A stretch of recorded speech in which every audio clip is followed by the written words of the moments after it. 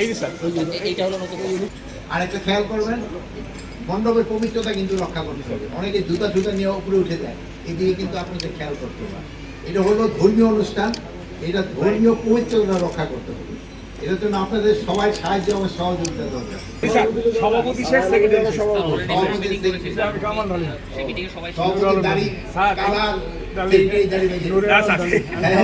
আচ্ছা, ভালো থাকেন, দোয়া করুন। এই যে স্যার এইটা হলো নতুন। এটা হলো বানানো হচ্ছে স্যার, রং দেওয়া হয় না স্যার।